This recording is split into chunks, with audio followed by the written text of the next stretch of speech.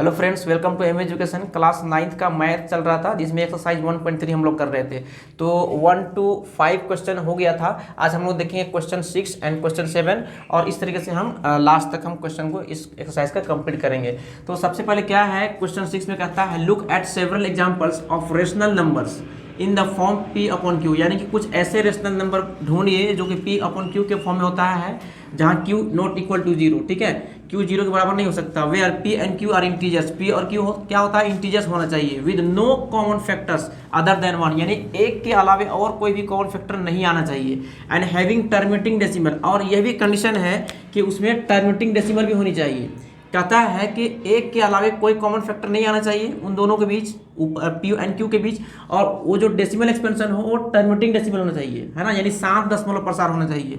ठीक है, और इसमें क्या कहता है कि can you guess what property of Q must satisfy, जो क्यू होगा यानी कि जो डिनोमिनेटर होगा वो कौन सा प्रॉपर्टी को सेटिस्फाइड करेगा। ठीक है, तो यहाँ पर हम देखेंगे जैसे 5/2, ठीक है, 5/2, 3/5, ये हमने दो एग्जाम्पल्स लिया। अब इस एग्जाम्पल्स को हम देखेंगे कि क्या इसका इन दोनों के बीच कॉमन फैक्टर 1 आ रहा है। तो कॉमन फैक्टर 1 आने का क्या मतलब हुआ, जैसे 4 मान लीजिए 6 है, तो अगर इसे हम काटेंगे ना, कट करेंगे तो 2 2 4 हो जाएगा और 2 3 6 होगा। यहाँ पर 1 फैक्टर नहीं आ रहा है, ये एक 2 से चला गया, 3 से चला गया, है ना। और मान लीजिए 8/14 आ जाएगा, 2 7 जा 14, 2 4 जा 8, यहाँ भी 1 फैक्टर नहीं है। 1 फैक्टर कहने का मतलब कुछ ऐसे नंबर्स लेंगे जो एक दूसरे से नहीं कटेगा, है ना, एक दूसरे से नहीं कटेगा या फिर कोई दूसरे नंबर से नहीं कट सकता है, दैट इज कॉल्ड, उसमें ओनली 1 फैक्टर होगा। तो यहाँ पर हम बात कर रहे हैं कुछ ऐसे नंबर्स का जहाँ p अपॉन क्यू के फॉर्म में हो और p अपॉन क्यू में q is not equal to zero. जहाँ जाहिर सी बात है रेशनल नंबर वो नंबर होता है जो p अपॉन क्यू के फॉर्म में होता है, जहाँ पर q जीरो नहीं हो सकता। तो यहाँ हमने लिया दो एग्जाम्पल, एक 5/2 और 3/5। तो इसको हम एक्सपेंड करेंगे तो क्या देखते हैं, क्या ये इसका डेसिमल एक्सपेंशन जो होगा वो टर्मिनेटिंग डेसिमल होगा या नहीं होगा। तो जैसे देखिए इसे हम क्या करेंगे, 2 से हम डिवाइड करेंगे 5 को, ठीक है, तो 2 2 जा 4, है ना, माइनस करेंगे 1, पॉइंट लगाएंगे 0 आ जाएगा, 2 5 जा 10। देखिए ये जो नंबर है हमारा 2.5 आकर रुक गया, यानी कि ये टर्मिनेटिंग डेसिमल हो गया, ये टर्मिनेटिंग डेसिमल हो गया। एक और नंबर हम लिया हुआ है, यहाँ पर हमने लिया है 3/5, इसे हम 5 से डिवाइड करेंगे 3 को, है ना, जहाँ डिनोमिनेटर से न्यूमरेटर को डिवाइड करते हैं डेसिमल एक्सपेंशन के लिए। तो ये 3 नहीं जाएगा, छोटा है, यहाँ पर पॉइंट लगाएंगे डेसिमल पॉइंट, एक 0 आ जाएगा, 30 हो जाएगा, 5 6 जा 30। ये भी एक ऐसा डेसिमल एक्सपेंशन आया जो कि 0.6, यानी कि 0.6 आया जो कि टर्मिनेटिंग डेसिमल है। तो हमने क्या पाया, हमने ये पाया कि एक ऐसा रेशनल नंबर होना चाहिए जहां पर डिनोमिनेटर जो हो वो आपका 2 और 5 का फैक्टर होना चाहिए। क्या होना चाहिए, 2 और 5 का, तभी वो होगा आपका टर्मिनेटिंग डेसिमल आ जाएगा। अगर हम देखते हैं, मान लीजिए 4 है, 4/3 करेंगे, है ना, यानी कि डिनोमिनेटर में 2 और 5 का नहीं लेंगे, यानी 2 और 5 का फैक्टर नहीं लेंगे, तब क्या होगा, जैसे 4/3 लिया तो क्या ये डेसिमल एक्सपेंशन टर्मिनेटिंग आएगा, नहीं आएगा, बिल्कुल नहीं आएगा, क्योंकि ये नीचे में क्या हमने क्या बोला कि ये जो डिनोमिनेटर है, डिनोमिनेटर में या तो 2 रहे या 5 रहे, या 2 का कोई फैक्टर हो या 5 का फैक्टर हो, तभी ये ऐसे रेशनल नंबर में जो डेसिमल एक्सपेंशन होगा वो टर्मिनेटिंग डेसिमल आएगा। ठीक है ना, तो यहाँ पर 4/3, यहाँ डिनोमिनेटर में 2 और 5 का फैक्टर नहीं है, तो ये बिल्कुल कभी भी टर्मिनेटिंग डेसिमल नहीं आएगा। चेक कर लीजिए क्या है, 3 से 4 को हम डिवाइड करेंगे, 3 1 जा 3, तो 4 में से 3 माइनस किए 1 गया, पॉइंट लगाया 0, 3 3 जा 9। अब देखिए 10 में से 9 गया, 1 बचेगा, फिर एक 0 आएगा। तो इस तरीके से अब देखिए 3 3 मतलब रिपीटिंग होता जाएगा।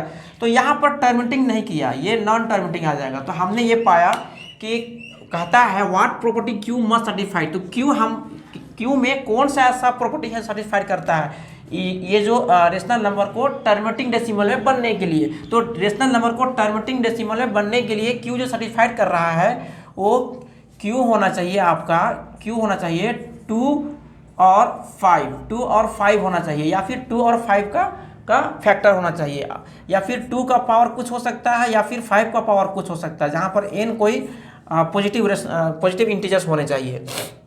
तो यहाँ पर हमने देखा कि रेशनल नंबर में नीचे जो क्यू है, डिनोमिनेटर है, वो 2 और 5 का ये होना चाहिए, है ना, फैक्टर होना चाहिए, तभी ये आपका डेसिमल एक्सपेंशन क्या होगा, टर्मिनेट कर जाएगा। तो हम दो एग्जांपल हमने लिया 5/2 और 3/5, तो ये आप इसका आंसर हो सकता है। नंबर 7, क्वेश्चन नंबर 7 क्या कहता है, क्वेश्चन नंबर 7 कहता है write three numbers whose decimal expansion are non terminating. देखिए 3 ऐसे नंबर लेना है जिसका एक्सपेंशन जो है नॉन टर्मिनेटिंग है, तो हम ऐसे ही ले लेंगे नॉन टर्मिनेटिंग, है ना। कई ऐसे नंबर्स हैं जैसे इसमें से पाई एक बहुत फेमस नंबर है, जो एक इरेशनल नंबर होता है।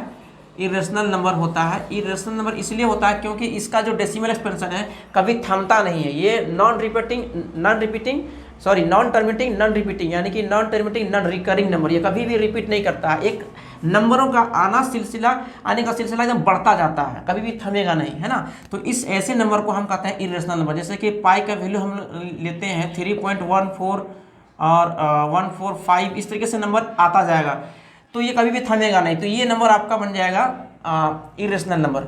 और रूट टू भी एक इरेशनल नंबर है ना, क्योंकि इसका वैल्यू होता है 1.41 समथिंग, इस तरीके से आता जाता है। √3 हो गया 1.73, इस तरीके से नंबर आता जाएगा, ये कभी भी थमेगा नहीं। तो ऐसे ये पाई को आप ले सकते हैं एग्जांपल के तौर पे, √2 को ले सकते हैं, √3 को ले सकते हैं, और अगर आप लेना चाहें तो जैसे कि 0.01001001। अब देखिए इसको हम डॉट आता जाएगा यहाँ पर, पहचानेंगे कैसे, देखिए ये एक जीरो सिंगल था, उसके बाद फिर डबल हो गया, फिर उसके बाद ट्रिपल हो गया, इस तरीके से एक ऐसा डिजिट जो बढ़ता जाएगा हर एक स्टेप में, तो ऐसे नंबर को हम इरेशनल कैटेगरी में रखेंगे। और भी आप ले सकते हैं 2.02, है ना, 002 इस तरीके से नंबर आता जाएगा। तो ऐसे नंबर्स का एग्जाम्पल बहुत सारा है, आप इनमें से किसी को भी नंबर को एग्जाम्पल आप ले सकते हैं, और non terminating non recurring number में आप इसको लिख सकते हैं। ठीक है फ्रेंड्स, मिलते हैं क्वेश्चन 8 और 9 में अगले वीडियो में, तब तक के लिए आप बने रहे वीडियो पर। Thank you.